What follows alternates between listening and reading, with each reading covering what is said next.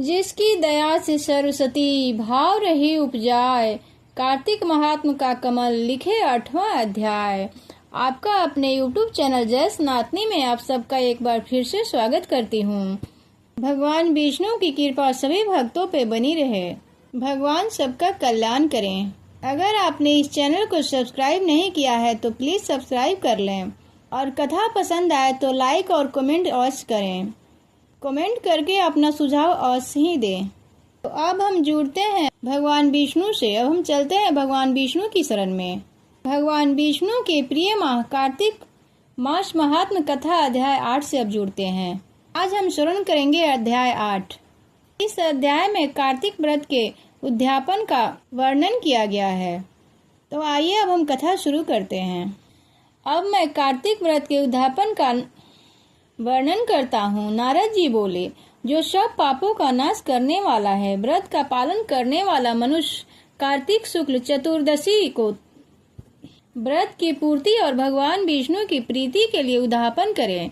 तुलसी के ऊपर एक सुंदर मंडप बनावे, उसे केले के खम्भों से संयुक्त करके नाना प्रकार की वस्तुओं से उसकी विचित्र शोभा बढ़ावे। मंडप के चारों ओर दीपकों की श्रेणी सुंदर ढंग से सजाकर उस मंडप में सुंदर वंदरवारों से सुशोभित कर 4 दरवाजे बनावें। उन्हें फूलों से तथा चंवर से सुशोभित करें। द्वारों पर पृथक पृथक मिट्टी के द्वारपाल बनाकर उनकी पूजा करें। उनके नाम इस प्रकार हैं: जय, विजय, चंड, प्रचंड, नंद, सुनंद, कुमुद और कुमुदाक्ष। उन्हें चारों दरवाजों पर 2-2 के क्रम में स्थापित कर भक्ति पूर्वक पूजन करें। तत्पश्चात तुलसी की जड़ के समीप 4 रंगों से सुशोभित सर्व तो भद्र मंडल बनावें और उसके ऊपर तथा पंच रत्न से संयुक्त कलश की स्थापना करें। कलश के ऊपर शंख, चक्र, गदाधारी भगवान विष्णु का पूजन करें। भक्ति पूर्वक उस तिथि में उपवास करें तथा रात्रि में गीत, वाद्य, कीर्तन आदि मंगलमय आयोजन के साथ जागरण करें। जो भगवान विष्णु के लिए जागरण करते समय भक्ति पूर्वक भगवत संबंधी पदों का गान करते हैं, वे सैकड़ों जन्मों की पाप से मुक्त हो जाते हैं। जो मनुष्य भगवान के निमित्त जागरण करके रात्रि भर भगवान का कीर्तन करते हैं, उनको असंख्य गोदान का फल मिलता है।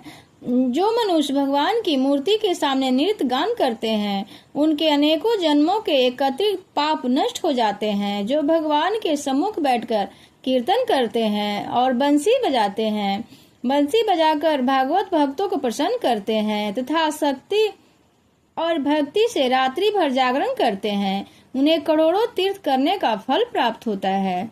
उसके बाद पूर्णमासी में एक ब्राह्मण तथा उसकी पत्नी को आमंत्रित करें।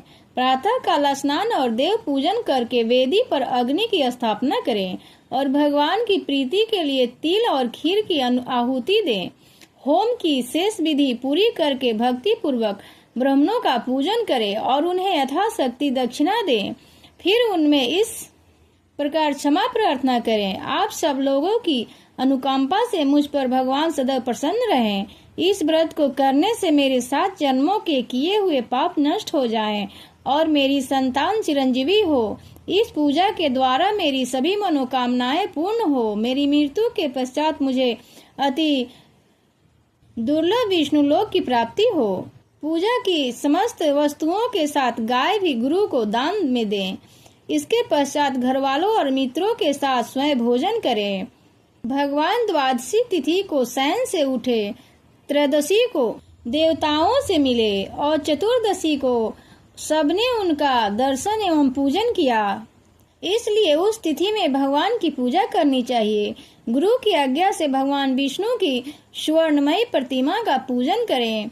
इस पूर्णिमा को पुष्कर तीर्थ की यात्रा श्रेष्ठ मानी गई है। कार्तिक माह में इस विधि का पालन करना चाहिए। जो इस प्रकार कार्तिक के व्रत का पालन करते हैं, वे धन्य और पूजनीय हैं। उन्हें उत्तम फल की प्राप्ति होती है। जो भगवान विष्णु की भक्ति में तत्पर हो, कार्तिक में व्रत का पालन करते हैं, उनके शरीर में स्थित सभी पाप तत्काल नष्ट हो जाते हैं। जो श्रद्धापूर्वक कार्तिक के उद्यापन का महात्म्य सुनता है या सुनाता है वह भगवान विष्णु का सानिध्य प्राप्त करता है। इस तरह से कार्तिक मास महात्म कथा का 8वां अध्याय संपूर्ण होता है। वीडियो अच्छी लगी हो तो लाइक, सब्सक्राइब, शेयर जरूर करें तथा कमेंट करें।